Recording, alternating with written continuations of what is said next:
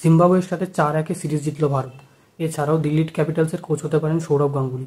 তাছাড়াও আরসিবির আবারও ক্যাপ্টেন হতে চলেছেন বিরাট কোহলি। তো সেই সব বিষয় নিয়ে আজকের ভিডিওতে আলোচনা করব বিস্তারিতভাবে। তো চলো ভিডিও শুরু করা যাক। সবার প্রথমে ইন্ডিয়া জিম্বাবুয়ে ম্যাচ নিয়ে যদি বলি, তাহলে গতকাল টসে জিতে জিম্বাবুয়ে এবং টসে জিতে তারা ফিল্ডিং করার সিদ্ধান্ত নেয়। ইন্ডিয়া ওপেনাররা ব্যাট করতে নামে যশস্বী জয়সওয়াল এবং আমাদের শুভমান গিল, কিন্তু তারা তাড়াতাড়ি আউট হয়ে যায়। একজন 5 বলে 12 করে এবং একজন 11 বলে 13 করে আউট হয়ে যায় এবং অভিষেক শর্মা পরে 11 বলে 14 রান করে আউট হয়ে যায় এবং তাদের বোলিং প্রথম দিকে ভালোই হয়, কিন্তু সঞ্জু স্যামসন পরের দিকে নামে এবং 45 বলে 58 রানের একটা গুরুত্বপূর্ণ ইনিংস খেলে। অনেকদিন পর আমরা দেখলাম যে সঞ্জু স্যামসনের ইনিংস ব্যাট থেকে রান আসলো, সেও দুর্দান্ত একটা পারফরমেন্স দেয় এবং সেও মোটামুটি সিলেক্টরদের দরজায় বারবার নক করছে। তো তারপর রিয়ান পরাগ ব্যাট করতে নামে সে 24 বলে 22 রানে একটা ইনিংস খেলছিল।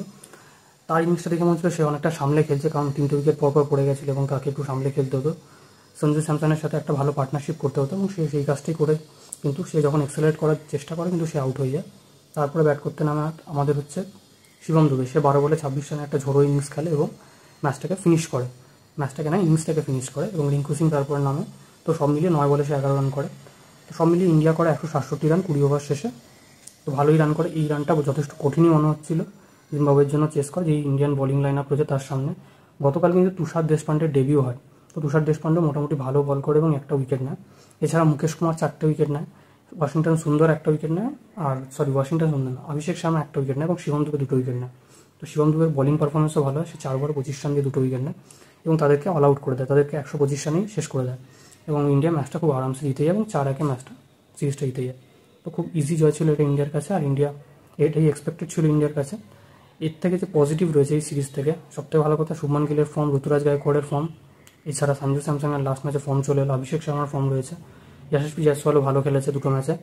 তো সব মিলিয়ে এই প্লেয়ারদের পজিটিভগুলো নিয়েই যাচ্ছে। এই প্লেয়ারদের সাথে সম্ভবত পরের সিরিজটা আমরা এই সব প্লেয়ারদের সবাইকে দেখতে পারবো না, বাট ফিউচারে আমরা এদেরকে ঘন ঘন দেখতে পারি ইন্ডিয়ান টিম। নেক্সট যে বড় আপডেটটা রয়েছে সেটা হচ্ছে দিল্লি ক্যাপিটালসের হেড কোচ নিয়ে। তো দিল্লি ক্যাপিটালসের হেড কোচ এতদিন ছিল রিকি পন্টিং। দিল্লি ক্যাপিটালসের তিনি ভালোই পারফরমেন্স করেছিলেন অ্যাজ আ কোচ হিসেবে, কিন্তু টুর্নামেন্ট তিনি জেতাতে পারেননি। তাই তারা চাইছিল নাকি যে একজন ইন্ডিয়ান কোচ খুঁজতে, যারা ইন্ডিয়ান ক্রিকেটটাকে খুব ভালোভাবে বোঝে এবং মডার্ন ক্রিকেটটাকে খুব ভালোভাবে বোঝে।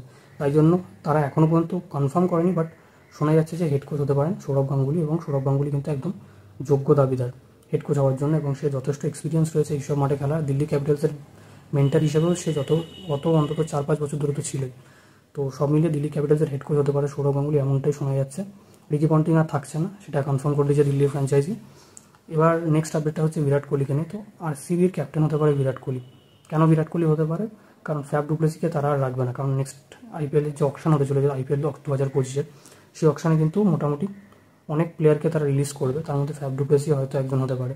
ফ্যাফ ডু প্লেসিকেও তারা ছেড়ে দেবে। সেই সিচুয়েশনে দাঁড়িয়ে তাদের একজন ক্যাপ্টেন দরকার হবে, এমন একজন ক্যাপ্টেন যে আরসিবি টিমটাকে ভালোভাবে চেনে এবং আরসিবি টিমটাকে ভালোভাবে কনসলিডেট করতে পারে। সেই হিসাবে বিরাট কোহলি কিন্তু আরও একবার ক্যাপ্টেন হতে পারে আরসিবি, এমনটা শোনা যাচ্ছে। তো দেখার বিষয় যে বিরাট কোহলিকে আমরা আবার ক্যাপ্টেন হিসেবে দেখতে পাবো কিনা, আর সৌরভ গাঙ্গুলিকে কোচ হিসেবে দেখতে পাবো কিনা দিল্লি ক্যাপিটালসের। তো এই ছিল আজকে ভিডিওতে। ভিডিওটা ভালো লেগে থাকলে লাইক করো, শেয়ার করো, চ্যানেলটাকে সাবস্ক্রাইব করে বেল আইকনটা বাজিয়ে দাও। দেখা হচ্ছে পরের ভিডিওতে। বাই।